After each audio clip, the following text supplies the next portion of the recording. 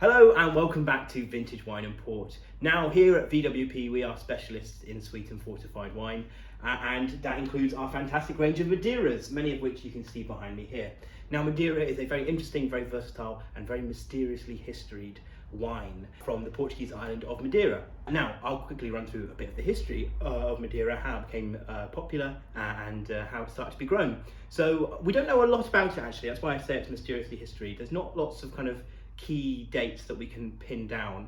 We know in the 1400s is when Madeira started to be grown on the island, and in the 1500s it started to be exported. So this is kind of around the time of the age of discovery, the West Indies being discovered and Captain Cook going out into the South Pacific. I appreciate that's several centuries across that span, but that gives you a rough kind of context for when Madeira was growing in popularity. Now, we don't know exactly when it was fortified, but it's definitely to do with those transatlantic journeys. Madeira was taken over to the Americas, and it's said, a bit rumour, but this is kind of roughly what it said, we went over to the West Indies, some cases of wine weren't sold, it came back to Madeira, and the heat and the rough sea crossing had created this new style of wine. It changed the flavour of Madeira entirely, and that's kind of, it grew out of that.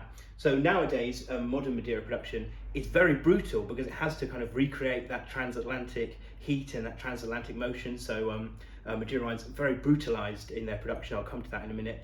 But in terms of its popularity, part of that was due to lots of politics.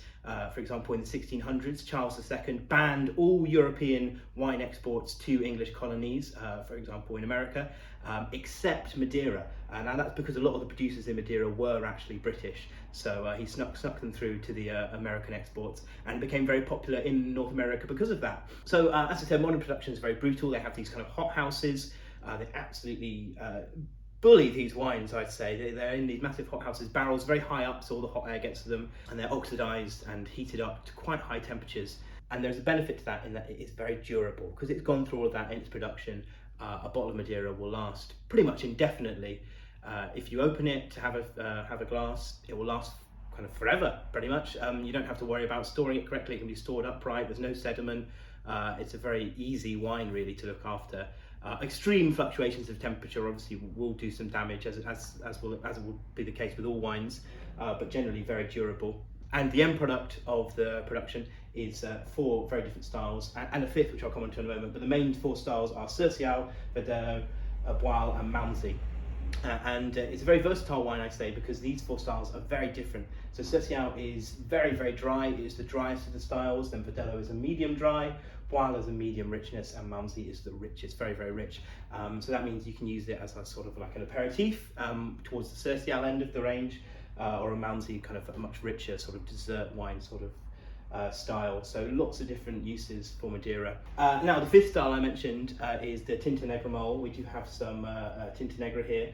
Now Tintenegro is the largest grape kind of variety on the island of Madeira, but it's only very recently been approved for use in calitas and vintages.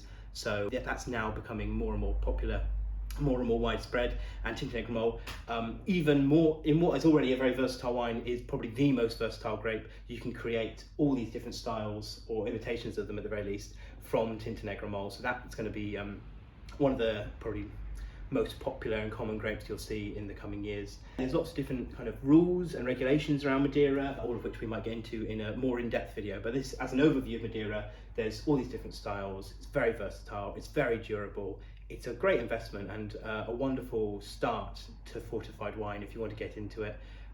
You can't really go wrong with Madeira. I hope you've enjoyed this video. If you have any questions about Madeira or any style of wines, put them down in the comments below. Please do subscribe, like this video, share it with somebody who perhaps you're sharing your wine journey with, and we'll see you again in the next video. Thank you.